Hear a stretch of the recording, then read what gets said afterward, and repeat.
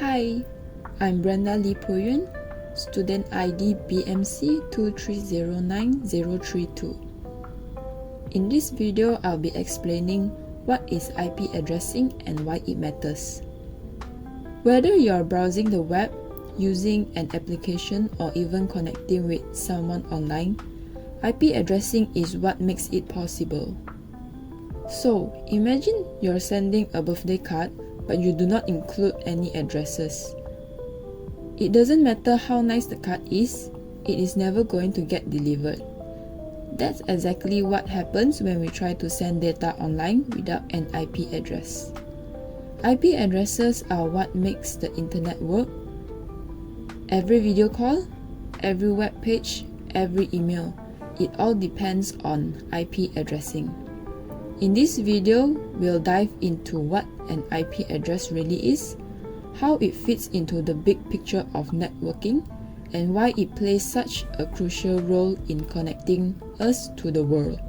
Before we jump into IP, let's take a step back and look at the OSI model, which is a 7-layer framework that explains how data move from one device to another device.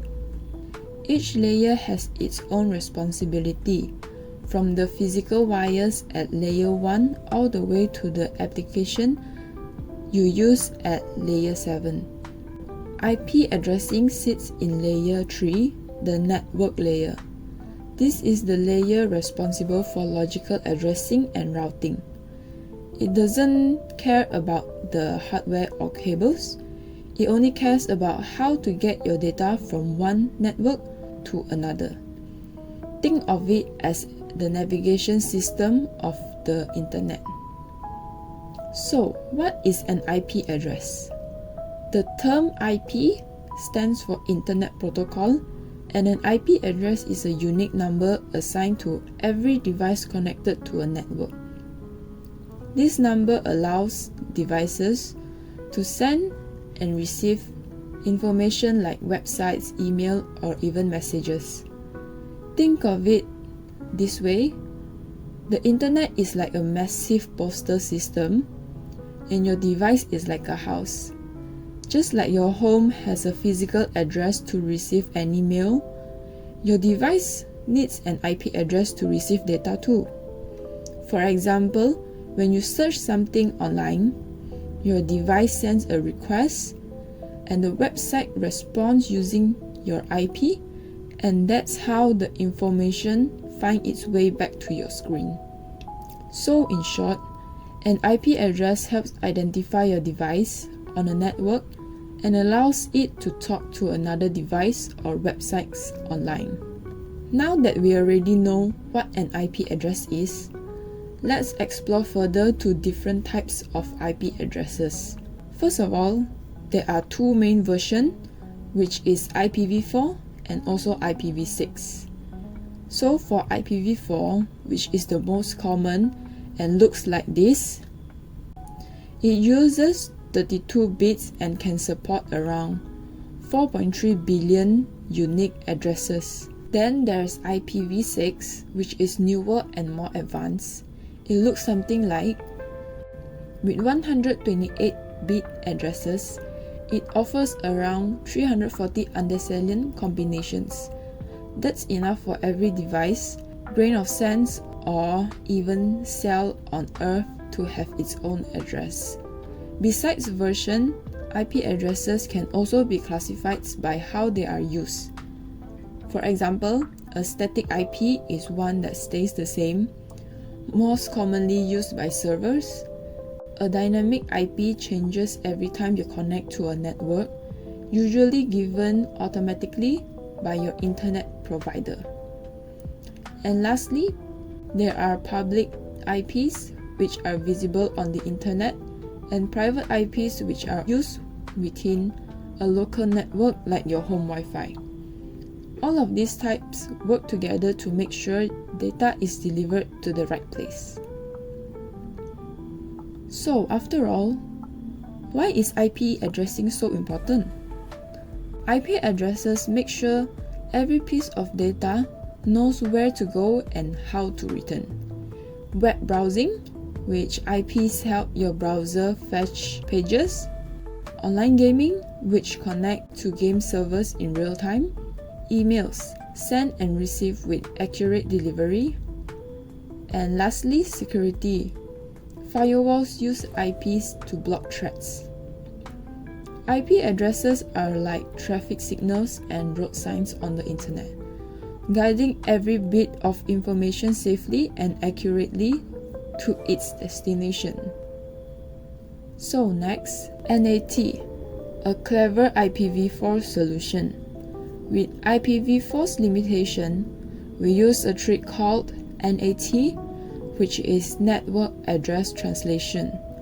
Most of your home devices like phone, laptop, smart TV do not have their own public IP, and they get a private IP from your router. The router uses NAT to translate all those private IPs into one public IP for internet access.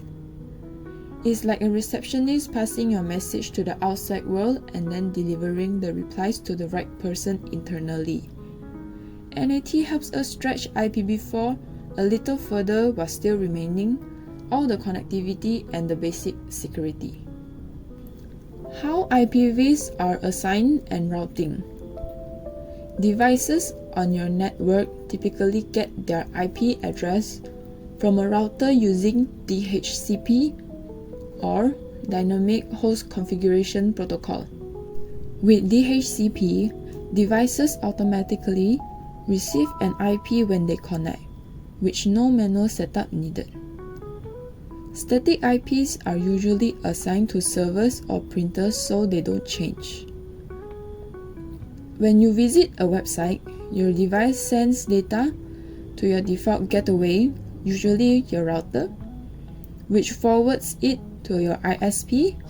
The data hops through multiple routers until it reaches the destination. This process is called routing. Each router reads the destination IP and chooses the next best path. You can actually see this happen using the traceroute command. It shows every router your data passes through. Let me show you a quick demo using command prompt. First, I'll type ipconfig. This will show my current private IP, subnet mask, and also default gateway. Next, I'll use ping wikipedia.org. You'll see my device sends data to Wikipedia and receives a reply. That's IP addressing in action. Finally, I'll run tracert wikipedia.org. This command shows each router or hop that my data travels through before reaching the destination. These tools help us to understand how IP addresses are used in real-world networking. So for the summary, why it all matters. Let's quickly summarize what we have learned. Every device needs an IP address to communicate.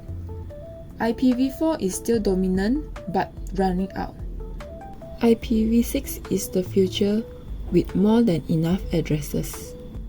NAT and DHCP helps us around limitations. Without IP, there will be no Google, no Zoom, and no online anything. IP addresses are visible but vital. They are the foundation of everything we do online. I'm Brenda Lee Pui Yuen, student ID BMC2309032. This has been IP addressing and why it matters. I hope it helps understand how the internet finds its way from one screen to another. Thanks for watching.